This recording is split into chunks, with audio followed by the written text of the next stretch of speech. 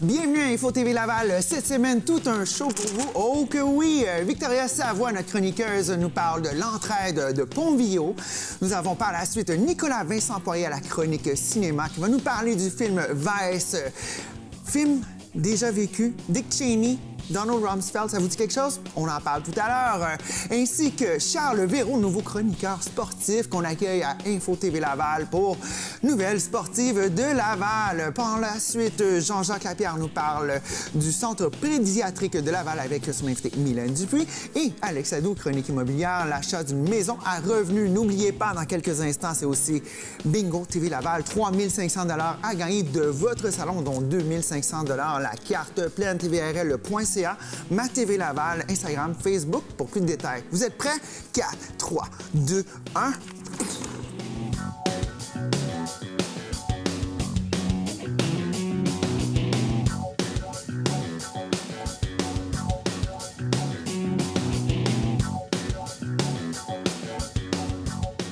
Cette semaine à Info TV Laval, on reçoit chronique notre chère Victoria qui revient. Victoria Savoie, après une petite absence cette saison, ça va bien? Oui, ça va bien, toi? Oui. Aujourd'hui, tu viens nous parler à la chronique organisme local. Tu nous parles de l'entraide de Pontvillot cette semaine. Oui, exactement. OK.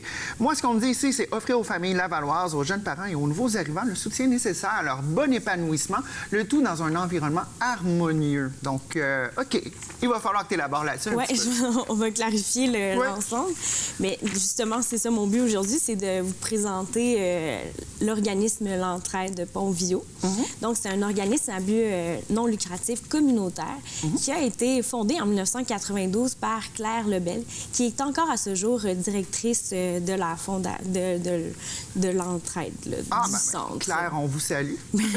Donc, ce que je vais faire, c'est que, dans le fond, il y a 4 programmes, puis je vais vous les présenter. Donc, on va commencer justement par le programme pour les jeunes enfants, donc famille-enfant, qui se nomme. OK. Puis ça se destine aux gens de quel âge environ? Bien, dans le fond, le premier, c'est comme il y a des sous-groupes. Donc, le premier, c'est de 0 à 5 ans. Et c'est le pays d'Oz, comme le magicien d'Oz. D'accord. Donc, ça, c'est justement un volet, je dirais, qui est pour les bambins. Donc, ça permet justement aux enfants de jouer entre eux. Des fois, c'est pas tous les enfants qui vont à la garderie. Donc, ça permet justement, avant l'école, d'arriver, de connaître d'autres enfants, de pouvoir apprendre à interagir. Donc, c'est quand même un élément qui est essentiel au développement de l'enfant. Surtout quand, j'imagine, on vient d'arriver au pays, l'enfant ne parle pas nécessairement de langage, fraterniser avec d'autres enfants, c'est comme la base. Oui, exactement. Puis, il y a aussi un service d'alte garderie qui peut se faire. Donc, ça peut aider pas juste les jeunes enfants, mais aussi les parents de jeunes enfants. Qui cherchent un emploi, qui vont à l'école, qui sont en train de s'établir. Okay. Donc, c'est ça. C'est un halte garderie, comme je dirais, occasionnel, mais c'est quand même un service qui est offert là-bas. Là. Donc, ça, c'est pour le pays d'Oz. Ensuite, on a le mégaphone. Mégaphone? Oui, ça, c'est mégaphone, parce que c'est pour les 6 à 12 ans. OK, cool. Donc, pour les 6 à 12 ans, là, ça devient un peu plus, c'est interactif. Encore une fois, c'est pour développer, justement, la communauté, de connaître les gens du quartier. Puis, donc, c'est avec des jeux interactifs, il y a du bricolage. On veut développer la créativité de nos enfants, donc c'est quand même... On veut qu'ils lâchent la télé, les jeux vidéo. Puis justement, il y a aussi un volet sport. Donc, puis, on a aussi des soirées cinéma. Puis, il y a aussi je trouve, un fait qui est intéressant, c'est qu'ils font l'aide aux devoirs. Donc, ça, c'est le fun, ça. Ouais, l'aide aux devoirs. Puis aussi, je trouve que des fois, pas juste les parents, c'est un peu plus difficile pour expliquer aux enfants. Des fois, la relation est un peu plus complexe, là, justement, quand tu es un parent, d'expliquer. Des fois, les enfants peuvent se fâcher. Donc là, d'avoir une personne extérieure qui va venir t'aider à faire tes devoirs, ça permet un répit aux parents, puis ça permet aussi d'avoir un œil de quelqu'un d'autre, là, justement, qui peut t'aider là, dans tes devoirs. Donc, c'est un peu des fois du tutorat. Un petit coup de main, un petit coup de pouce, donner un petit peu de temps aux parents, donner un petit peu de temps aux ados, aux pré-ados de se familiariser avec peut-être s'ils viennent d'arriver le système d'études. Sinon, s'ils ont un petit peu de difficulté, bien, justement, C'est ça. réussir, finalement. Puis, justement, tu sais, là-dedans, il y a beaucoup d'éducateurs, il y a des bénévoles, il y a du monde qui font des stages aussi, qui sont des fois formés pour venir en aide là, aux enfants. Puis, justement, la troisième chose qu'il y a dans le volet famille-enfant, bien, je me permets d'en parler parce que la chaleur On est là, t'as le plateau à toi, ma chère. Le camp de jour. Oui. Donc, il offre aussi l'été un camp de jour pour les jeunes du quartier. Donc, c'est le fun parce que justement, peut-être pendant l'hiver, le printemps, l'automne, mais les enfants se sont fait des amis au mégaphone. Mais là, justement, ils peuvent aller au camp de jour ensemble parce que c'est des enfants du quartier. Donc, puis là-dedans, il y a des sorties extérieures, mais aussi des activités dans le quartier qui peuvent se faire. Puis, c'est un camp de jour qui est comme un des plus bas à Laval là, au niveau du prix. OK, donc à prix modique, mais il y a il y a certaines conditions à remplir, évidemment. Là, c'est pas, je vais envoyer mes kids là cette année, puis on tape 300 000 cette année. C'est ça, il y a des inscriptions. Ça marchera pas. Puis, non, mais il y a des inscriptions, c'est fait pour les jeunes du quartier. C'est sûr que, il faut être dans un cadre, là. Évidemment. Mais oui, donc ça, c'est pour le volet pour les enfants de, justement, de 0 à 12 ans. OK, mais ce qui chapeaute tout ça, c'est les ancêtres. J'imagine que on a aidé les tout-petits, on a aidé les moins petits, on a aidé les plus grands. Là, il faut aider les plus vieux. Oui, les plus vieux, bien, on a le programme Gepetto, qui vient de... J'aime le nom. Oui, mais ça fait référence là, à Pinocchio. Ouais. Le créateur de Pinocchio s'appelait Gepetto. Puis justement, l'entraide a quand même une bonne base, je dirais, au niveau des marionnettes. Donc, les marionnettes se retrouvent un peu partout, là, les enfants en crient. Il y a des spectacles de marionnettes. Il y a plusieurs spectacles de marionnettes. Puis, justement, aussi pour les aînés, donc 55 ans et plus, il y a aussi le spectacle de marionnettes qui est créé. Puis, justement, ça, c'est fait avec... c'est en partenariat avec le gouvernement fédéral pour le programme Nouveaux Horizons pour les aînés. Donc, pour les inciter à sortir de chez eux. Exactement. Les garder connectés, parce qu'on s'entend qu'il y a beaucoup de gens qui tombent à la retraite... en bon québécois, ils se mettent à manger des paparmanes, ils trouvent ça long, là. Oui. Okay. Donc, c'est ça. C'est fait justement pour favoriser l'inclusion sociale. Donc, pour éliminer la solitude au niveau des aînés. Ça, c'est quand même un problème qui est quand même présent. Est-ce qu'il y a une connexion avec les plus jeunes, justement? Tu parles de marionnettes et tout ça, j'imagine, c'est relié? Tout à fait. Il y a ça. Il y a le bistrot Le Saint-André, qui est un café communautaire où vraiment tout le monde peut se recueillir. Là. Tout le monde peut y aller. Tout le monde a accès. Tout le monde est bienvenu. Oui, c'est ça. Puis il y a aussi des ateliers. Il y a des ateliers de bricolage zéro déchet. Il y a des conférences. Donc, vraiment, tout le monde peut mettre la main à la pâte là, dans le centre. Puis tirer son compte aussi. Oui, exactement. Puis je pense que même les enfants, ils créent des marionnettes. Les adultes peuvent en créer. Donc, tu sais, vraiment, il y a une espèce de... Puis je pense que c'est ça aussi le but du centre, c'est d'avoir vraiment un esprit de communauté à l'intérieur du centre qui se reflète aussi à travers la communauté là, de Lavalloise, du quartier Pont-Viau. Donc, c'est ça. Donc, justement, pour Gepetto, c'est fait pour les aînés.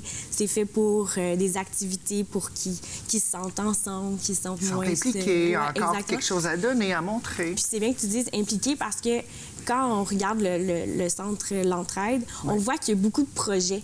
Donc, c'est un centre qui est amené à justement, tout le monde a un projet, tout le monde peut mettre son grain de sel dans le centre. Là. Dans l'équation, pour faire un beau melting pot. Ben, exactement. Écoute, pour les gens qui seraient en besoin puis qui seraient intéressés de s'inscrire, d'aller voir ce qui se passe, l'adresse Internet qu'on a ici, est-ce que tu l'as avec toi? Parce que moi, je cherche mes feuilles, là. Bien, vous pouvez juste simplement aller écrire Centre L'Entraide Pont-Viau. Je l'ai ici, ça va prendre un petit instant. Donc, c'est l'entraidelaval.org. Donc, un gros merci, Victoria. Et ça fait plaisir. Donc, on va aller voir ça. Et puis, les gens qui sont à la maison, qui aimeraient ça sortir de chez eux, bien, je pense que vous avez une petite opportunité ici. Merci. Ça fait plaisir.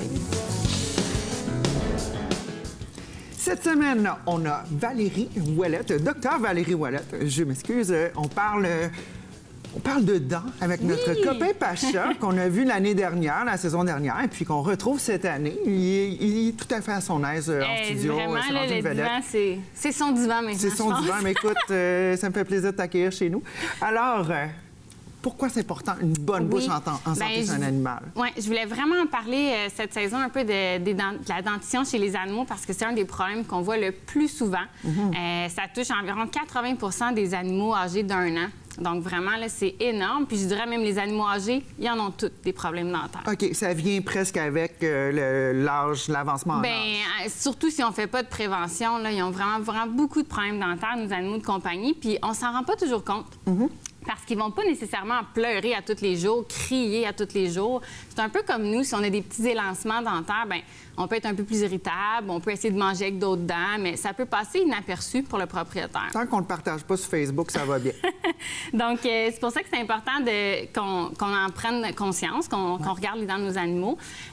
Vu que ça touche beaucoup, beaucoup d'animaux, bien, c'est pour ça que je voulais en parler aujourd'hui de ce qu'on peut faire, puis un peu de la dentition de nos copains. Parfait. Et puis, comment est-ce qu'on peut faire à la maison, grosso modo, pour se partir? Parce qu'on s'entend que la brosse à dents, pour certains humains, c'est déjà un apprentissage ardu. Pour un animal de compagnie, ça l'est peut-être plus facile, différent? Je pense que c'est encore plus difficile de brosser les dents puis faire de la prévention dentaire chez les animaux de compagnie. Veut pas, eux, ils savent pas pourquoi est-ce qu'on fait ça. Ouais. Donc, il faut y aller super doucement.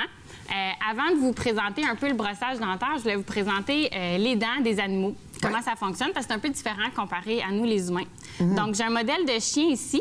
Le chien, il a en fait 28 dents quand ils sont jeunes. Donc, à 3-4 semaines, leurs dents vont pousser, ils vont en avoir 28 qui vont tomber. Un peu Toutes comme races nous. confondues. Oui. OK. C'est sûr qu'il peut y en manquer. Il y en a qui vont pas toutes les avoir. Là, surtout les petits chiens. Des fois, il y a beaucoup d'encombrements, donc ils les ont pas toutes. Mais en théorie, oui, les 28 dents qui vont tomber. Puis ensuite, ils vont y en avoir 42 à l'âge adulte. Wow. Donc, c'est vraiment beaucoup plus de dents que nous, les humains, qui en ont, je pense, 32. Ouais. Donc, ils ont 42 dents vers l'âge de 6 mois. Ils vont tous avoir leurs dents d'adulte. D'accord. Pour les chats, c'est un petit peu différent. Donc, pour Pacha, notre petit compagnon, on va regarder ça tantôt. Donc, Pacha, t'as volé ton dentier. Donc, eux vont naître, en fait, sans dents comme les humains, mais vers 3-4 semaines, ils vont en avoir 26 dents qui vont commencer à pousser. Wow. Ils vont les perdre eux aussi. Puis, à l'âge adulte, les chats, ils en ont 30, qui OK. devraient tous être apparus à 6 mois, encore là, comme le chien. D'accord. Donc, pour le chien, ça fait beaucoup de dents à brosser. Oui, Puis, ouais. on ne pourra pas arriver du jour au lendemain. Bon, aujourd'hui, je te brosse les dents. Ça y est, c'est parti. Ça mon risque ami. d'être ardu, là. Ah non, on va se battre à toutes les fois. Ça marchera pas, puis vous allez abandonner, puis c'est normal, je ferai la même chose. Donc, il faut OK. y aller vraiment tranquillement. On va donc désensibiliser l'animal au brossage de dents. Comment est-ce qu'on fait ça? Ouais. Fait Là, qu'il y je a- vois que t'as apporté des petits Oui, outils. il y a plein de petites brosses à dents qui sont faites. Ça va dépendre de notre animal. Celle-là, je l'utiliserai plus pour un grand chien parce qu'on peut aller plus loin dans sa bouche. Mhm. Puis on en a des plus petites pour les plus petits animaux ou même celles qu'on met sur le doigt qu'il y a beaucoup de gens qui aiment bien parce qu'on a comme un meilleur contrôle de où Oui, est-ce qu'on c'est va vrai. Puis brosser. c'est peut-être moins intrusif pour l'animal. Il voit pas comme un gros truc bâtonnet. quoi que ce soit. c'est sûr, mais des fois, c'est trop large pour aller dans le fond des petites gueules de petits Ouais, chats. comme les petits chats comme Oui, ça. là. c'est ça, si on va aller dans le coin. D'accord. Donc, ce qu'on va faire, moi, ce que je recommande à tout le monde, c'est le soir, quand on se brosse les dents, bien, on appelle notre animal dans la salle de bain, on lui donne un bonbon. On installe la routine. Oui, on va essayer la routine parce qu'il va falloir faire ça à chaque jour. Fait qu'une fois par jour, on l'appelle dans la salle de bain, on lui donne un bonbon. Il va apprendre, hey, j'ai un bonbon quand ma propriétaire se brosse les dents. Un moment donné, il va être assis à côté de vous puis il va y attendre son bonbon. OK. Alors, c'est là qu'on peut passer à l'étape suivante où est-ce qu'on sort la brosse à dents. Mais on brosse pas les dents. On fait juste. Là, on vient de voir Pacha qui s'est sauvé. Aussitôt que tu l'as sorti, il est peut-être pas tout à fait rodé. Là. Mais celle-là, il la connaît pas. Il va dire, oh mon Dieu, c'est bien trop gros. Celle-là aujourd'hui. Fait que, on sort la brosse à dents, on donne un bonbon, puis on va faire ça étape par étape. À un certain moment, on peut juste mettre un peu de pâte à dents sur la brosse à dents. On La lui laisse pâte à dents lécher. pour humains, ça fait? Non, non, non, de la pâte à dents pour animaux. D'accord. Ils peuvent l'avaler, donc c'est vraiment préférable, puis ça goûte bon pour eux, fait que ça nous aide même des fois à brosser les dents. D'accord. Ensuite, on vient juste toucher un peu les dents en avant, on donne un bonbon. Puis on va y aller comme ça, étape par étape, jusqu'à temps que l'animal apprécie la chose puis se laisse faire. Est-ce qu'ils apprécient vraiment ou ils apprécient plus la gâterie qui vient après? Bien, Ça, on ils le le saura savent. jamais. C'est sûr. C'est sûr qu'ils apprécient sûrement plus la gâterie, mais au moins, ils savent qu'ils vont avoir leur gâterie, donc ils restent coopératifs, puis ça vous aide, vous, puis ça fait que l'épisode est plus agréable, puis sinon, on le ferait pas, là, si on fait juste se battre avec nos animaux. Oui, non, c'est ça. Puis au niveau des gens qui se douteraient qu'il y aurait peut-être un petit truc au niveau des dents de leur animal, comment est-ce qu'on fait pour s'en rendre compte? Mauvaise haleine, un peu comme un humain, s'il y a un comportement, s'il arrête de manger, qu'est-ce qu'il faut surveiller? Oui, vous les avez dit. Mauvaise haleine, ça, c'est le premier signe qu'il y a peut-être une maladie au niveau de sa dentition. Donc, il faut absolument venir consulter. Il y a des animaux qui vont perdre des dents. Ouf, là, on est rendu loin. Quand la maladie... Quand ça tombe naturellement, c'est ouais, vraiment parce que là, beaucoup, là. toute la dent, elle était atteinte, elle était sûrement toute moisie, fait qu'elle finit par tomber. Ça veut dire que ça fait des mois même que l'animal Donc, souffre on s'en peut-être. serait rendu compte parce qu'il aurait cessé de manger certaine nourriture? C'est ou, rare qu'ils vont arrêter de manger. Ouais. Ouais, ils vont vraiment continuer à avaler leurs croquettes tout ronds ou croquer avec d'autres dents. Donc, c'est rare qu'on va s'en rendre compte facilement. Donc, ça serait des épisodes de vomi, de non-digestion peut-être? Même ça pas? passe souvent inaperçu. Ah oui? Ça passe inaperçu. C'est pour ça que c'est important d'aller voir le vétérinaire puis regarder. Est-ce qu'on commence à avoir des signes de gingivite? Donc, les petites lignes Comme ça, c'en rouges. est un, ça. Si on peut montrer à la caméra. Typique, on a la gingivite, donc qui est toute la rougeur au niveau des dents. Ça, c'est causé par la plaque. C'est la plaque qui vient se coller sur la dent. Même chose qu'un humain. Plaque dentaire, là, il faut aller faire enlever ça chez le dentiste. Exactement. Donc, le détartrage, évidemment, c'est la façon la plus efficace d'enlever toute la plaque au niveau des dents. Mais c'est elle qui va venir se glisser entre la gencive et la dent, puis créer toute l'inflammation, puis la maladie parodontale qu'on appelle, où est-ce que là, les dents, boum, ils viennent toutes se détacher, puis ils tombent dans un gros morceau de tarte. Wow! Laisse-moi montrer à la caméra, juste parce que c'est quand même assez bien fait. Donc, on a ici le côté sain. Si notre animal est en santé, tout va bien. Et puis ici, là, on voit le côté où est-ce que là, ça va pas bien. J'espère qu'il n'y a aucun humain qui a les dents comme ça, pauvre petit et pauvre conjointe surtout. Mais voilà, donc... C'est vraiment c'est une infection, là. C'est pareil comme un humain, il faut enlever la dent, il faut guérir. Ah oui, rendu là, il faut enlever la dent. Les dents, on ne peut plus les garder. Il y a d'autres conditions dentaires où est-ce que les dents, bien là, on pourrait les garder. Par exemple, ici, on a une fracture dentaire d'une canine. On voit le petit point dans le milieu. Donc, la dent, elle a été cassée. On voit ça souvent chez les chiens qui vont manger des roches, manger des os. On ne recommande pas. C'est trop dur, même si on est habitué de penser que les chiens, ça mange des os. Oui, c'est ça. Mais c'est comme un mythe, ça, presque. Bien, c'est que ça vient de la domestication du loup et tout, qu'eux, ben oui, ils sont obligés, ils mangent on leur donne des petits nananes, puis on les a eus comme fait que ça. Nous, mais c'est tellement dur que ça casse les dents, surtout quand ils sont jeunes, parce que leur émail est vraiment plus mince. Fait que quand la dent est cassée comme ça, puis on a un petit trou rouge, ça veut dire que les bactéries peuvent prendre la circulation puis venir au niveau des racines. Infecter la gueule au complet. Et puis, ces dents-là, on pourrait faire des traitements de canal. T'sais, si on a une dent cassée puis on veut la garder, bien, il y a aussi des traitements de canal qu'on peut faire en médecine vétérinaire également. Ça, il faut voir un dentiste plus souvent. Ben écoute, on en a appris beaucoup aujourd'hui. Docteur Ouellette, un gros merci. Ça m'a fait plaisir. Et puis, ben, on se revoit dans 2 semaines pour une autre chronique animale. Oui, à bientôt. Chronique cinéma, Nicolas Vincent Poirier avec notre chère Amy National. C'est rendu que quand Amy entre en studio, on dit « Ah, le chroniqueur est arrivé ». J'espère que ça ne te dérange pas trop. Mais non, ça me dérange pas du tout. C'est affectueusement. Là, on sait que quand Amy n'est pas loin, Nicolas vient avec. Ben c'est ça, c'est Amy la vedette. Moi, je suis juste un accessoire oui, mais pour elle a Amy. son propre compte Instagram. Je sais pas si tu checkes ton téléphone des fois, mais elle n'est pas claire. Non, je savais pas qu'elle avait un compte Instagram. Ouais. Ah ben. En tout cas, on checkera ça. Donc, tu nous parles aujourd'hui du film Vice pour mettre les gens la table pour les gens à la maison. Donc, c'est l'histoire de Dick Cheney, un nom qui vous dit peut-être quelque chose, a fait des allées et venues dans le monde de la politique et des affaires au cours de sa carrière. Lorsque George W. Bush s'est fait élire comme président des États-Unis, Cheney est devenu le vice-président du pays. Oui. Ça sonne familier. C'est basé sur un fait vécu. Mais on pense pas à ça maintenant. On pense à tout ce qui se passe avec Donald Trump. Mais v'là... Notre cher Donald. Exactement. Mais v'là une dizaine d'années, sous l'ère de Bush, le vice-président, c'était Dick Cheney. Ouais. Et c'est lui qui tirait pas mal toutes les ficelles. Exactement. C'était en fait le président, mais que... Oui, c'est ça. Il fallait quelqu'un pour prendre officiellement les décisions. Il fallait un bon cabochon en avant C'est qui ça. paraît bien, Bush... qui est capable de s'exprimer avec 3 mots qui s'affilent. Exactement. Et ce qu'on voit un petit peu dans ce film-là, c'est la vie, justement, Oh, Amy. Amy Poulette. On voit la vie de Dick Cheney avant qu'il devienne vice-président et il est entouré de mystères. On ne sait pas grand-chose sur sa vie et quand le film commence, c'est marqué, c'est un des vice-présidents les plus secrets de l'histoire. Donc, on fait avec ce qu'on a. On essaie de pas trop inventer de choses, mais les faits... Mais c'est quand même drôle de M. Cheney.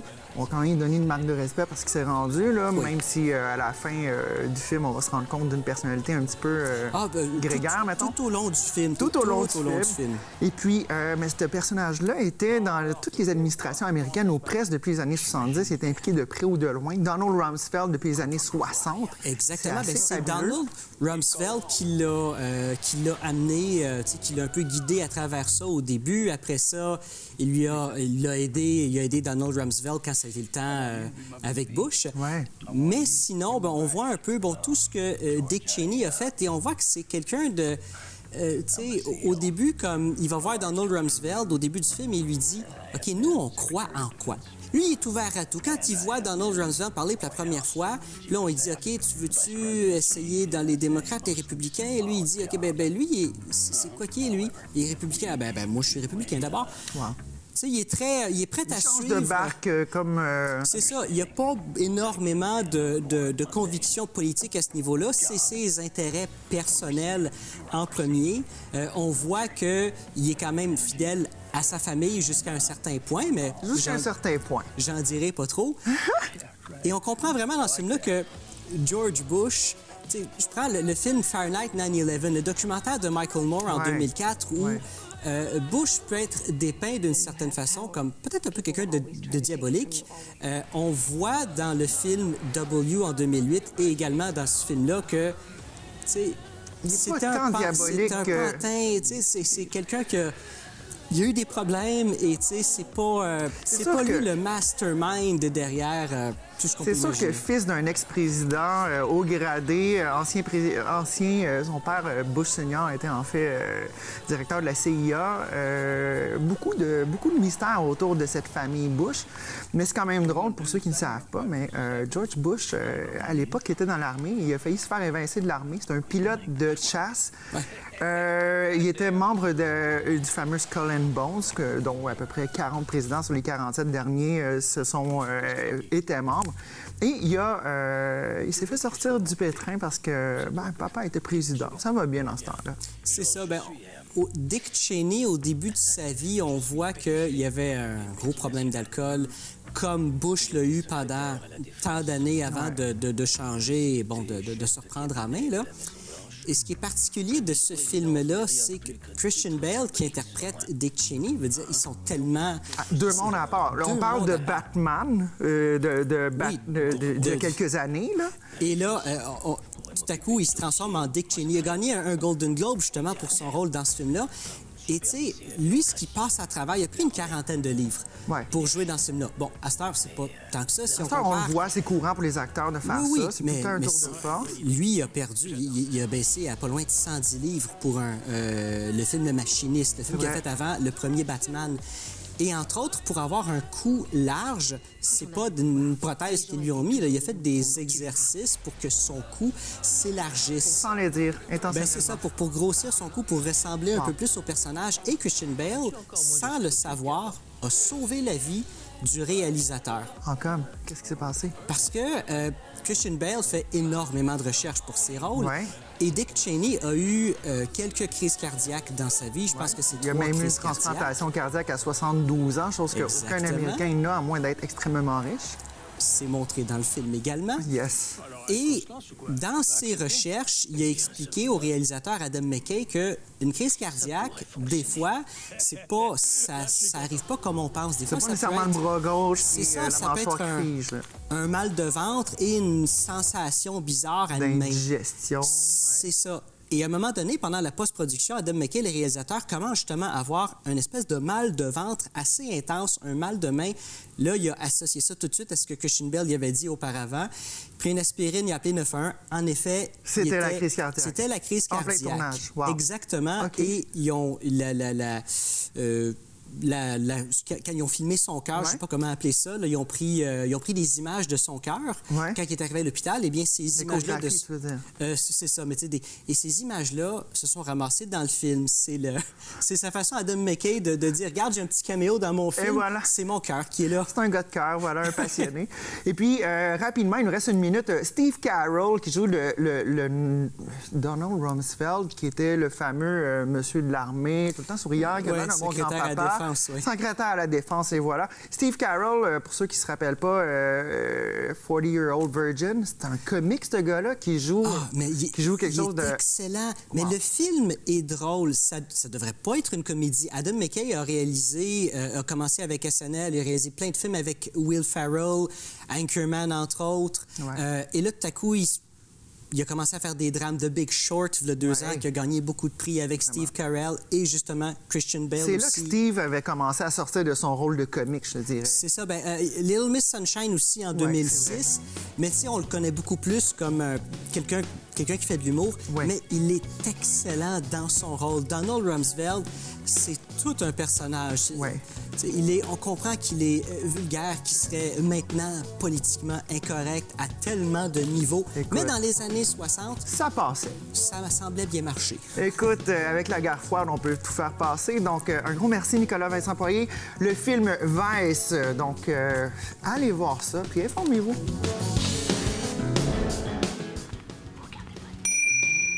Quand j'ai vu le sujet de la chronique aujourd'hui, la météo intérieure, ça m'a tout de suite parlé. Bonjour, Dani, Samuel. J'adore ce son-là. C'est... Ouf, ça me met dans un état zen. Ça fait du bien comparé au serpent de tout à l'heure. Oui. Donc, Dani, tu es avec tes deux assistantes, Eva et Charline. Bienvenue à l'émission. Allô? Bonjour. Eux autres aussi ont touché au serpent et tout ça, donc peut-être qu'ils sont traumatisés. Non, ça a bien été. Vous étiez très braves, les filles. Charline a 7 ans et Eva a 9 ans. Elle pratique avec moi la méditation depuis toujours. Elle connaît ça. aussi. Oui, Les Charline aussi, les deux. Charline aussi. Donc, météo intérieure. Moi, c'est la première fois que j'entends parler de ça. Est-ce que tu peux m'éclairer? Mais moi, je trouve ça a l'air absolument fascinant. Je comprends pas que c'est la première fois que j'ai entendu parler de ça. en De fait. la météo intérieure. Bien, pour la chronique méditation cette semaine, on va porter l'attention sur nos émotions. Et pour le faire, on va utiliser notre météo extérieure puis essayer d'en faire un lien pour la météo intérieure. OK. Alors, je t'explique. Quand, tu mettons que tu veux aller à la plage un samedi matin, puis il pleut. Tu peux-tu faire arrêter la pluie pour que Sunshine arrive? Non, j'ai jamais réussi à faire ça, en fait. Moi, j'ai essayé. Ah oui? J'ai T'as fait essayé. une danse? J'ai puis, la danse, j'ai prié, Les chapelets sur la corde à linge. Ça marche pas. Alors, on n'est pas capable de l'arrêter, la pluie. Quand il pleut, ben on n'a pas le choix, on attend que ça passe. Donc, on lâche prise et on l'accepte. Quand il pleut, oui, ou quand il y a de l'orage, ou ces choses-là. Ensuite, dans la météo extérieure, quand tu regardes à la fenêtre et tu constates qu'il pleut, est-ce que tu deviens une flaque d'eau? Non. Non, on ne devient pas une flaque d'eau. On observe qu'il pleut, mais nous, on ne devient pas la pluie. Non, effectivement. Alors, c'est la même chose pour la météo. La météo... attends, je vais te montrer quelque chose, OK? Oui, vas-y. Parfait. Je vais t'inviter, mais toi aussi, les filles, je vous invite à me nommer des éléments de la météo extérieure. Aujourd'hui ou n'importe quand? Parce que Non, pas d'aujourd'hui nécessairement. N'importe quand, puis au Québec, c'est possible. aujourd'hui, je trouvais ça gris. Gris? C'était gris, non? Alors, Beaucoup de qu'est-ce- nuages. Ouais, des nuages. Nuages. OK, on les dessine, wow. Qu'est-ce qu'on pourrait dire d'autre? Le soleil. Le soleil. Vous pouvez continuer. Des éclairs? Tournade. Oh, il est beau. Juste un instant, on va commencer par faire... C'est un beau soleil. Merci. Alors, ici, on va faire les... Éclairs, Des puis il y a éclairs. du tonnerre là-dedans Oui, aussi, puis il là. pleut, puis... Mais c'est intense! Ça dure pas longtemps, habituellement. Mais c'est intense. Qu'est-ce qu'on pourrait dire d'autre? On en a 9 à trouver. Tournade. 9!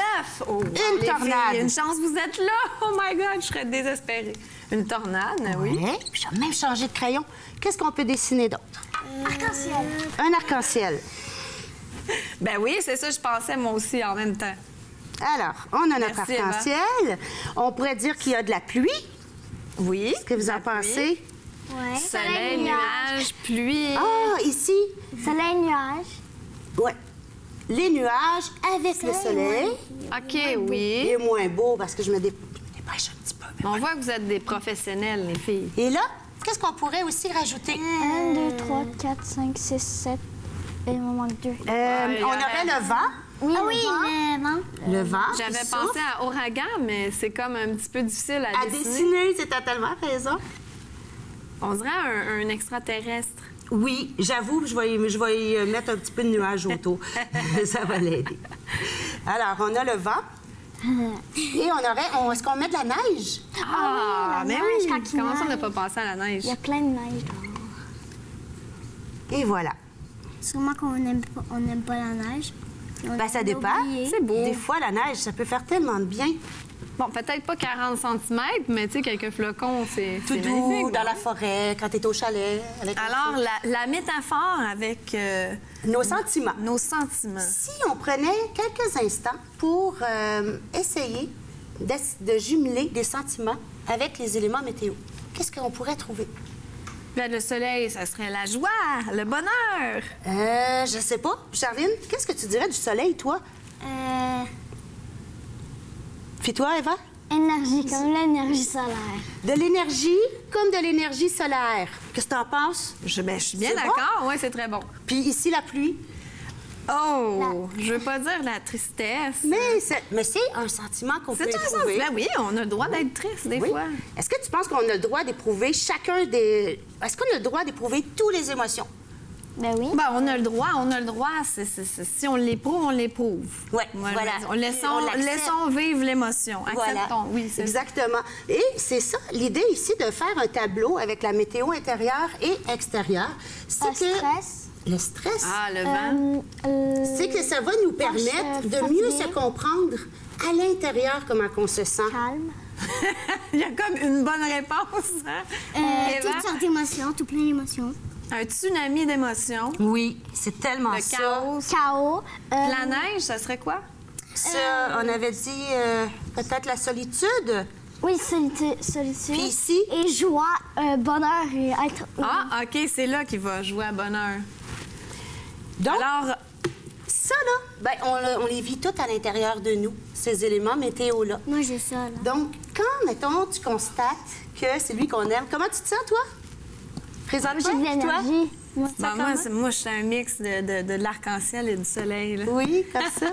Puis toi, Eva? moi, je suis énergique. T'es énergique ici? Oui. Parfait. Quand on... Moi, je suis en colère parce qu'il y a Dan qui me fait ça, qui veut dire qu'il reste 30 secondes d'accord. à la chronique. Mais savais-tu, Amélie, aujourd'hui, on a fait cette première partie-là, mais je reviens dans une prochaine chronique. Excellent. Où on va reprendre le même tableau, puis on va aller approfondir un petit peu plus comment faire par une méditation intérieure. Donc, mais ce que je voudrais qu'on retienne à la maison, c'est que si un jour tu es triste, ben ça fait pas de toi un bébé. Au même titre que quand tu constates qu'il pleut, ben tu deviens pas une flaque d'eau. Fait que tu as le droit de les éprouver, ces émotions-là. Puis il y a une autre chose aussi que je veux qu'on se rappelle, c'est que comme la pluie ou comme les orages, ça finit toujours par passer. Fait que peu importe, tout change, tout finit par changer. Et il faut pas s'identifier à l'émotion. On n'est pas l'émotion. Non, tu On la ressens. vit, on la ressent et on la laisse passer. passer. On l'accepte, on lui dit allô, puis on la laisse passer. Mais la semaine prochaine, ben pas la semaine prochaine, mais bientôt, je reviens pour continuer la suite. Bien, merci, Dani. Je trouve ça formidable d'apprendre ça aux enfants. Merci, les filles, Charlène et Eva. Ça fait un plaisir et on se voit peut-être 3 semaines. dans 3 semaines. Bye-bye. Bye-bye. Cette semaine, on accueille un nouveau chroniqueur sur l'équipe Chroniqueurs sportifs, Charles Véraud. Salut, Charles. Bonjour Stéphanie, Salut, ça va bien? ça va bien et toi? Oui. Alors, Charlot, Oui. pour les intimes... On se connaît déjà? On se connaît déjà, Oui. c'est ça. On travaille déjà à TVRM Lanaudière sur TVR Mag. On se voit Ouais. toutes les semaines. Puis là, j'étais comme, hey, on n'a pas de gars Manque de sport à Laval. Ça manque de sport à Laval. Oui, Je me suis dit, voilà notre homme. vous avez trouvé le bon. On a trouvé le bon. Ouais. Effectivement, moi, c'est ce que je pense aussi. Ouais. Et puis, les gens à la maison, tu fais de décrire un petit peu juste parce que là, OK, t'es un gars de sport, on voit, t'as la tenue appropriée. Ouais. Don Cherry du Québec. Don Cherry du Québec, Ouais. voilà. Affectueusement, toujours. Ouais. Donc, parlons un petit peu de ton parcours, puis qu'est-ce qu'on peut s'attendre de ta part comme performance en tant que chroniqueur sportif à Ouais, Laval? ben, d'où vient ma passion du sport?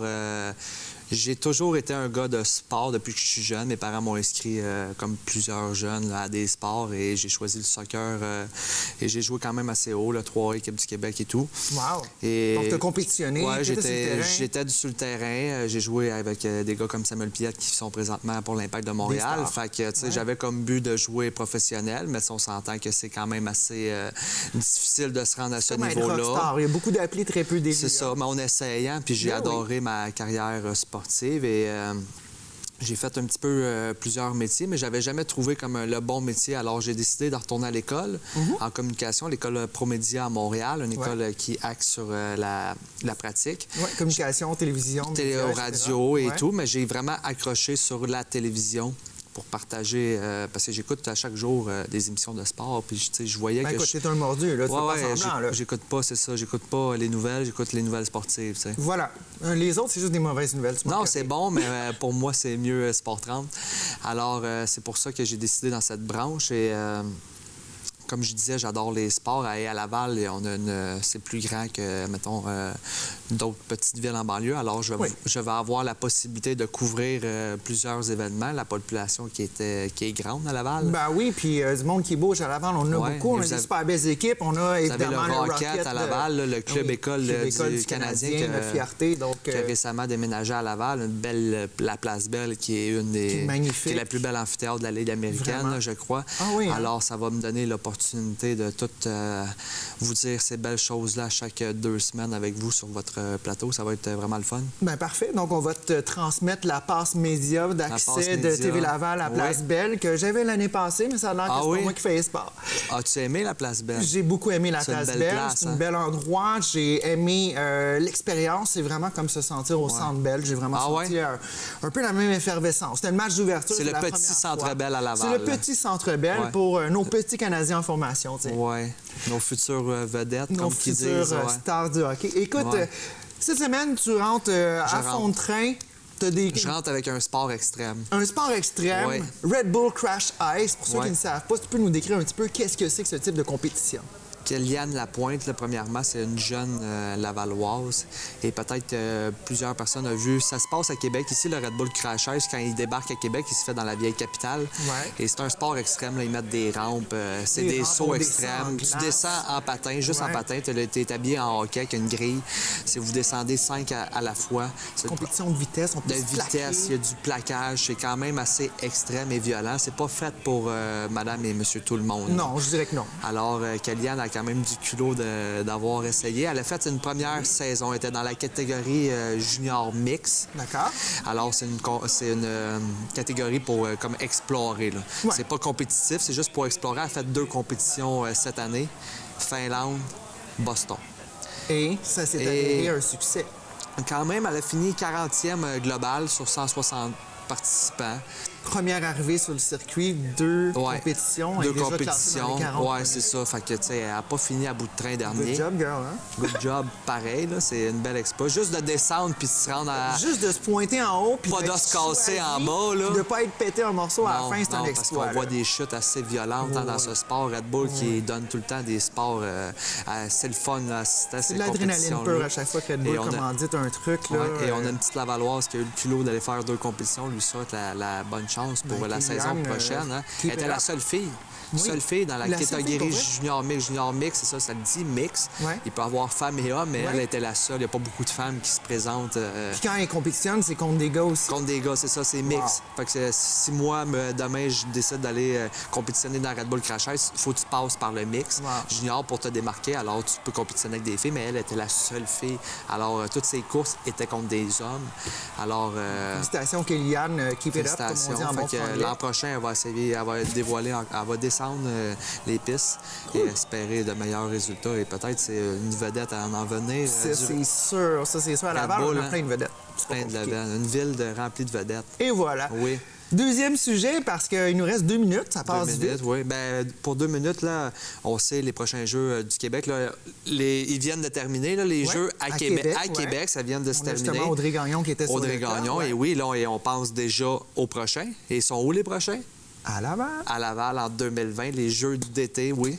Ici, là, le gouvernement a annoncé là, qu'il va reformuler son financement. Il va injecter près de 10 millions de dollars.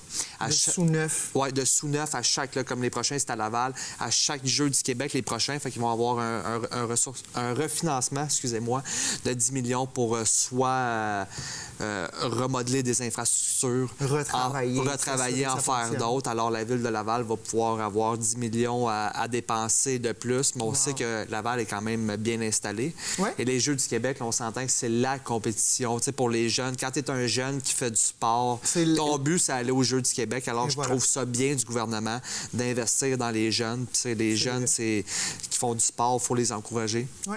Puis Dieu sait que du monde qui font du sport plus tard dans l'avenir, ça finit tout le temps pour nous rendre service. Oui, c'est toujours le fun de faire du sport avec des beaux terrains de soccer, des beaux parcs. C'est tout le temps plus agréable de jouer, de performer. Alors Laval, en 2020, ça va être à vous de recevoir le flambeau des Jeux du Québec. Et voilà. Et dernier sujet, rapidement, il nous reste 40 secondes. Dernier sujet, là, c'est l'autoroute. Le centre Guimont, l'aréna Guimont, là, sur la bretelle d'autoroute, la 440, qui a eu une nouvelle entente avec la ville, là, Michel Demers, un nouveau contrat de 5 ans. Et elle s'appellera dorénavant les championnats régionaux hockey de la Coupe Guimont de construction. Et les finales seront présentées du 29 au 7 avril, excusez-moi, 7 mars qui est passé. Hein? Ouais. Alors, ça s'approche au centre sportif Guimont. Alors, les intéressés, là... ceux qui aiment le hockey, un aréna qui est quand même assez joli sur le bord de la 440. De l'autoroute 440. Pourront aller voir ces finales de hockey. Il y a toutes les catégories là, de midget et junior, les deux plus vieilles catégories. Alors, on va pouvoir assister à du bon hockey. Du bon hockey à Laval. Hockey de nos jeunes d'ici, là, des équipes. Les jeunes de Laval, pour les jeunes de Laval. Ouais, allez encourager notre Laval. La relève. Ben écoute, parlant de relève, félicitations. Merci beaucoup, Stéphanie. Cambronne, c'était la première. Ça fait un honneur. On se revoit dans 2 semaines. Dans 2 semaines, merci beaucoup. Merci. Salutations à tous. Aujourd'hui, je vais vous présenter une directrice générale très efficace pour une organisation très importante. Mylène Dubois, c'est un plaisir de vous accueillir. Merci de m'avoir invité. Mylène Dubois, vous représentez quelle association? Le Centre de pédiatrie sociale Laval. Le Centre de pédiatrie sociale de Laval. Dites-moi, ça fait quoi, ça, un centre de pédiatrie sociale? En fait, on existe depuis 2011. On a 3 centres à Laval, un à Place Saint-Martin, un à Chemédé et un à Pont-Viau. Donc, on est certifié par la Fondation Dr Julien. On respecte la philosophie d'intervention, mais on est complètement indépendant. On offre des services médicaux et psychosociaux aux enfants en situation de vulnérabilité à Laval. Ça veut dire quoi, ça, les services psychosociaux d'abord? Psychosociaux, ça veut dire quoi, comme en pratique? En fait, on a une équipe qui est constituée de travailleuses sociales, psychoéducatrices, art-thérapeutes, musicothérapeutes, ergothérapeutes, tous les professionnels cliniques dont un enfant pourrait avoir besoin. Donc, un enfant en situation de vulnérabilité qui n'est pas pris en charge par le réseau actuel, qui vit dans une certaine précarité sociale, économique. Donc, nous, on vient bâtir un plan d'intervention pour chacun de ces enfants, puis un peu attacher chacun des fils autour de l'enfant, travailler sur chacun des systèmes autour de l'enfant pour qu'il puisse se développer puis atteindre son plein potentiel, réaliser ses rêves. Mais ça veut dire que ce plan, vous faites ça, vous êtes obligé d'être prévoyante, de faire de la prévention sur sa santé également. Tout à fait. Dans le fond, on vient faire de la prévention pour la stimulation, donc l'acquisition du langage, les habiletés motrices. On vient travailler l'autorégulation des émotions, l'anxiété. Beaucoup d'enfants souffrent d'anxiété. C'est sûr que beaucoup de nos enfants aussi ont vécu certains traumatismes, donc ont été témoins d'événements où ont subi certaines violences. Donc, on vient travailler aussi à ce niveau-là. Donc, pour essayer de leur permettre de réussir à l'école, de réussir dans leur vie, de réussir leurs relations sociales également. Mais vous faites un travail formidable. C'est ce qu'on trouve aussi, mais c'est une équipe très dévouée qui travaille très fort. Qu'est-ce qui vous a amené à faire ce travail? La cause des enfants est pour moi très importante. Les enfants ne naissent pas tous égaux. Au Québec, à Laval, certains enfants partent très loin derrière. Donc, les inégalités sociales de santé, c'est un sujet de plus en plus d'actualité, mais ça touche les enfants lavallois, de sorte que certains enfants n'arrivent pas préparés à la maternelle, n'ont pas les acquis de base pour pouvoir réussir leur maternelle. Puis on s'entend que la maternelle, c'est vraiment le premier pas dans le cheminement scolaire d'un enfant. Puis quand on réussit pas sa maternelle parce qu'on n'a pas les acquis, ça part mal. Donc, chaque enfant a le droit à sa chance, a le droit de se développer. Puis, la pédiatrie sociale est un outil d'intervention, une philosophie clinique qui est très personnalisée à chaque enfant, aux besoins de chacune des familles. Donc, on a peu de cadres. On a un cadre clinique, mais après ça, on a tout le loisir du monde de venir intervenir sur tout ce qui est autour de l'enfant dans une approche communautaire, conviviale, où les parents sont à l'aise. Je vois, vous êtes passionné. Très. C'est intéressant de voir tout ce que vous faites. Et pour les personnes un peu plus âgées, le travail qu'ils font, c'est un petit peu les anciennes gouttes de lait. Gouttes de lait avec un mandat beaucoup plus élargi. Mais vous étiez trop jeune pour ça. Mais vous êtes trop jeune pour ça. Mais c'était l'ancienne goutte de lait où, avec un mandat très large maintenant, c'est incroyable, tous les services que vous pouvez donner. Est-ce que c'est surtout des personnes, des immigrants que vous avez comme clientèle, ou bien si c'est des personnes locales, des pure laine, par exemple? En fait, un peu des deux. Tout dépend du quartier aussi où est situé le centre de pédiatrie. On a autant de communautés culturelles qui viennent d'arriver ici ou, dans certains cas, les parents sont nés ailleurs, mais les enfants sont nés ici, où on a des pure laine, comme vous dites, sur plusieurs générations. Dans le fond, c'est la vulnérabilité, ça n'a pas de couleur, pas de religion, pas de culture. La vulnérabilité peut toucher tout le monde, donc... nous, on vient intervenir dans toutes ces familles-là. Est-ce qu'il y a un problème majeur que vous détectez, par exemple? Est-ce que, au niveau de la santé, quel est le problème majeur que vous pouvez détecter? Est-ce que ce sont les vaccins qu'ils n'ont pas? C'est quoi? Je dirais que, comme... dans beaucoup de cas, les enfants n'ont pas été détectés suffisamment tôt. Les problèmes de santé, les problèmes d'apprentissage n'ont pas été détectés suffisamment tôt, de sorte que quand on arrive à la maternelle, on remarque que l'enfant a une difficulté d'élocution, de la difficulté à tenir son crayon, la coordination se fait mal. Puis là, on commence à enclencher le processus d'évaluation, mais il est déjà tard. C'est des évaluations qui devraient être faites très, très tôt, avant l'entrée à l'école, pour permettre à l'enfant, dès sa maternelle, d'avoir déjà les outils qui lui permettent de pallier ses petites difficultés, ou du moins avoir eu les interventions, les suivis cliniques qui lui auraient permis de travailler sur ses difficultés. Donc, c'est difficile d'avoir des services. Puis pour une famille, pour des parents qui sont en situation de vulnérabilité, qui ont parfois de la difficulté à mettre de la nourriture sur la table, qui ont beaucoup d'enfants, qui ne connaissent pas non plus les services ou les troubles qui existent, puis il y en a une grande liste. Donc, c'est pas par négligence, mais plutôt par méconnaissance. Ça a passé à côté, donc le temps qu'un professeur le remarque au primaire, il est déjà tard. Il faut enclencher le processus, mais il y a des listes d'attente interminables. Ça veut dire que vous ne corrigez pas, vous ne faites pas seulement de corriger les problèmes, vous faites de la prévention également. Également. Nous, on suit les familles. Dans le fond, un enfant, on suit jusqu'à temps qu'il ait 18 ans. On n'a pas d'épisode de service.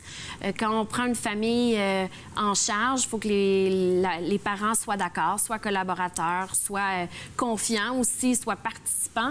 Puis nous, on prend l'enfant jusqu'à temps qu'il ait 18 ans. L'intensité de service peut varier, mais on est toujours là. On fait partie du décor, en fait, dans les familles. Ça prend beaucoup de personnel pour faire ça? On a 10 employés temps plein, mais on a une belle équipe de bénévoles aussi qui font des projets, qui accompagnent nos familles, qui offrent des services, qui font du transport pour les rendez-vous médicaux. Sans nos bénévoles, on ne pourrait pas y arriver, ça, c'est certain. Vous m'avez dit que vous aviez 3 endroits pour donner ces services. Où se trouvent ces endroits? Il y a le centre de Place Saint-Martin qui est situé à Place Saint-Martin, au coin Corbusier et Saint-Martin. On a, grâce à un partenariat avec la commission scolaire, on a 2 autres locaux, donc le CPS Chomédé, qui est sur la 92e, dans les locaux de l'école Saint-Paul. Puis on a le CPS Pont-Viaud, qui est dans les locaux de l'école Eureka sur Concorde. L'ancienne école Saint-Jean. Oui, tout à fait. Ah, bon, formidable. Ça prend des sous pour faire ça? Oui, ça prend des sous. On a une subvention gouvernementale, mais sinon, nos services sont permis par les entreprises qui nous financent, les gens qui nous envoient des dons via notre site Internet, notre guignolé, nos activités bénéfices, les gens qui croient en nous, qui ont envie de participer puis de soutenir les enfants lavallois avec nous. Mylène Dubois, vous êtes une directrice générale extraordinaire. Et puis, vous me répétez un petit peu le nom de l'organisme? Centre de pédiatrie sociale Laval. Alors, on invite les gens, si vous avez des besoins, communiquer avec le Centre de pédiatrie sociale de Laval. Oui. Vous allez voir, ça, c'est des gens formidables, des gens de service. Merci beaucoup, Mylène Dubois. Merci, M. Lapierre. Merci. Cette semaine, chronique immobilière avec Alex Adou-Rémac. Salut! Ça va bien? Ça va super bien. Oui, le show est commencé. Alors, la semaine, là, 2 semaines, on va parler du clé en main ou à rénover. Cette semaine, on va parler de taxes foncières. Donc, je sais que ça inquiète beaucoup de gens à la maison. Peut-être pas vous inquiéter, mais ça peut vous agacer, dépendamment des secteurs puis de qu'est-ce que vous avez comme maison. Donc, taxes foncières, comment votre maison est-elle évaluée? Ça, c'est vraiment une question que des fois, on se pose. Des fois, on trouve que ça augmente vite. Ça monte pas mal vite à tous les 3 ans à Laval. Wow. C'est un rôle triennal. Partout sur l'île? Non, à Laval, c'est un rôle... à Laval et à Montréal, dans le fond, c'est un rôle triennal aux 3 ans. OK. Puis c'est sur quoi que la ville, la municipalité se base pour ça? Pour faire, écoute, votre maison vaut 219 500 environ. On vous charge par rapport à ça. Si on a acheté la maison il y a plusieurs années, bon, on est peut-être un petit peu aigri de ça parce qu'on paie vraiment beaucoup de taxes comparativement au prix qu'on a payé. Quelqu'un qui s'embarque dans un nouvel achat de maison aujourd'hui, c'est quelque chose qu'il faut parer. Là. Oui, certainement. C'est super important. Les taxes municipales, taxes scolaires, taxes de bienvenue. Oui. Puis on a 3 taxes. Hein? Oui, la taxe de bienvenue, ça, c'est beaucoup de gens qui ils se surprennent à se faire dire bienvenue de cette façon. Oui, c'est ça. Ça a été instauré en 67 par le ministre Bienvenu en passant. Ah, c'est pour ça que c'est la... Ah, OK. Littéralement, bon, on en apprend tous les jours ici à Info TV Laval, mais on est là pour ça en plus. Donc, achat d'une maison à revenus, les propriétaires, vos droits et responsabilités envers vos locataires. Parce que là, souvent, bon, on se dit, écoute, on a déjà...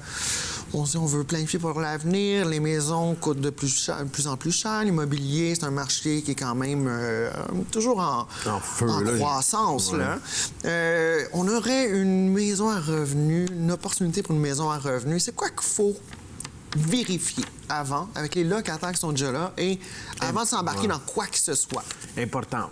La première affaire, c'est si vous achetez une maison à revenus qui est dit, mettons, un duplex ou une propriété à revenus, c'est faut pas...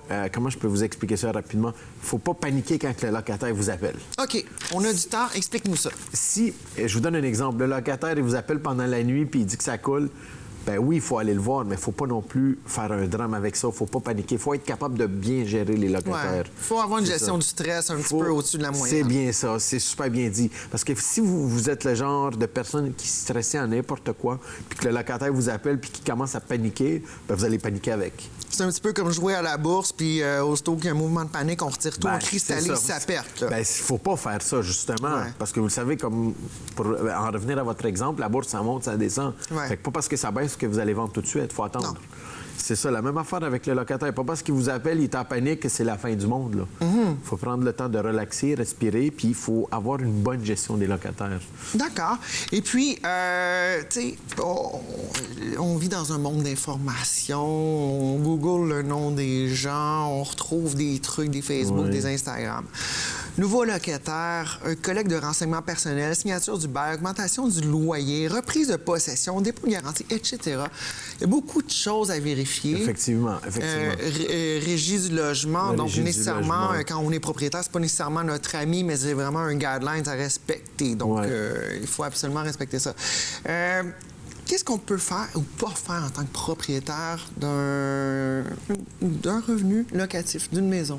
Mais dans le fond, je vous dirais, la relation propriétaire-locataire, il faut tout le temps que ce soit une bonne relation de un. Il faut que ce soit cordial. C'est ça, il faut que ça soit cordial. Il ne faut pas que ça soit diabolique, comme on dit, parce que ça peut escalader rapidement. On en voit des fois des exemples dans les nouvelles, c'est assez pathétique. Effectivement. Ce qui est important, c'est, comme on dit, le meilleur jugement, c'est un jugement hors cours. Il faut tout le temps négocier, il faut savoir communiquer avec votre locataire. Il ne faut pas juste, OK, tu veux pas faire ci, je vais aller à la régie. Non. tout de suite la menace. Non, Il n'y a c'est personne ça. qui s'intéresse, anyways, de se faire menacer ou de menacer Effectivement. quelqu'un. Ça amène jamais, en tout cas, Effectivement. Il rarement, faut que ce des soit la discussions. dernière option après avoir tout essayé d'aller à la régie du logement. OK. Mais en tant que nouveau propriétaire, maison revenu, t'as acheté un duplex, puis là, on se met une situation, t'achètes un duplex avec ta copine, t'es pas nécessairement agent d'immeuble, on vit dans une autre dimension. Et puis, là, le duplex, il est là, la madame, ça fait 30 ans qu'elle est là, elle paye encore un loyer comme en 1900 fait plus. Toi, tu regardes, t'achètes le prix actuel de la maison, de l'établissement actuel, mais elle paye le prix de il y a jadis. Qu'est-ce qu'il y a à faire avec ça? Parce que ça, c'est vraiment super important. C'est de faire des travaux dans le logement pour pouvoir augmenter le loyer, option 1. Option 2, vous attendez qu'elle quitte pour pouvoir tout rénover puis augmenter le loyer. OK. La madame est vraiment en forme. Elle va rester là un autre 30 ans. Oh, OK. Si elle veut rester là un autre 30 ans, bien, c'est de la négociation. Ouais. Parce qu'à chaque année, la Régie du logement envoie des indices d'augmentation. Qui sont généralement, 2 à 3 Même du coût pas 2 investi dans qui l'année. sont irréalistes. Excusez-moi, là. D'accord. Sont irréalistes. Ils vous envoient 1 quand l'inflation est de 3 à 4 En partant. en partant. Fait qu'imaginez, ça vous donne une bonne idée. Là.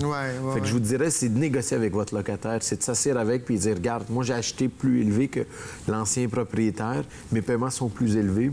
Fait qu'il va falloir que je te monte. Mes taxes sont élevées aussi. Il va falloir que je monte le loyer. Et puis, dans des situations comme ça, est-ce que des fois, on vient pour faire... des fois, on a un pressentiment, un feeling. À chaque fois qu'on rencontre quelqu'un, il y en a qui sont un petit peu plus sensibles que d'autres. Moi, je fais partie de ceux qui sont sensibles. Est-ce que, des fois, la transaction, tu fais la visite de l'établissement, tu veux acheter un triplex, un quadruplex ou quoi que ce soit, puis tu visites les locataires, puis tu fais comme, il me semble que je les sens pas, là, ça marchera pas, là. Ouais. On est mieux de s'en aller de ce deal-là. Pas nécessairement. Ça, c'est une très, très bonne question, Stéphanie, tout dépendant du prix. Oui, ben si vous l'achetez au plein prix puis vous n'êtes pas capable de sentir le locataire... Prix du marché, là, fair price. Prix là. du marché, je vous dirais, ça dépend. Moi, je regarderais le background du locataire. Ouais. S'il a déjà payé, s'il paye bien, s'il a déjà été à la régie du logement, c'est quoi la relation avec son propriétaire, il paye-tu en retard? OK. Je regarderais tous ces points-là, moi. Puis, peut-être une personne un peu méfiante de nature, mais exemple, je parle au propriétaire actuel et il me dit « Oh, oui, tout va bien ». Puis je me rends compte que finalement, il voulait juste adoucir la chanson pour vendre sa chanson, c'est-à-dire vendre l'immeuble. Puis là, je me rends compte, hey, écoute, les locataires, c'est vraiment le bordel, là. Ouais. Est-ce qu'on a un recours sur l'ancienne propriété? Oui, vous avez recours pour vice caché. Ça serait considéré comme un Bien, vice caché. certainement parce qu'il ne l'a pas déclaré dans la déclaration du vendeur. Voilà. À la page 1, y a-t-il des instances... Page 1 en plus. Oui, page 1. Page 1 de la déclaration du vendeur. Y a-t-il des instances devant la régie du logement? S'il coche non, puis c'est oui, bien là, c'est un vice caché. Il vient Et s'il n'y a pas nécessairement de cas à la régie du logement, mais c'est pas mentionné, puis il vient Il faut réussir à le prouver qu'il l'a caché. Oui. Donc, ça. bonne chance. Bien, bonne chance. Si vous amenez les témoins comme locataire, ça peut fonctionner, mais c'est de voir devant le juge si vous montez un bon dossier. OK. Ben écoute, dernière petite chose, il reste 30 secondes. Où est-ce qu'on peut te trouver sur les médias sociaux? Parce que tu t'en viens un petit peu rockstar sur Instagram, Facebook, etc. Donc, si vous voulez le rejoindre à la maison. Alex Adou, Remax, c'est moi sur Instagram. Tout simplement. Alors, Alex Adou, on se revoit dans 2 semaines pour une autre chronique immobilière. Bien, merci Stéphanie. Bon plaisir. Merci. C'est ce qui complète l'émission cette semaine. Merci d'avoir été à l'écoute. De retour la semaine prochaine, même heure, même poste. Restez à l'écoute. TV Bingo Laval, la chance de gagner 3 500 $, dont 2 500 $ pour la carte pleine. Ça vous intéresse? En direct de votre salon. Tous les dimanches matin, 9h30. Pour la liste des détaillants de cartes, visitez tvrl.ca ou MaTV Laval 9 sur Facebook et Instagram. D'ici là, passez une excellente semaine. Mon nom est Stéphanie Léveillé-Denis. On se revoit la semaine prochaine.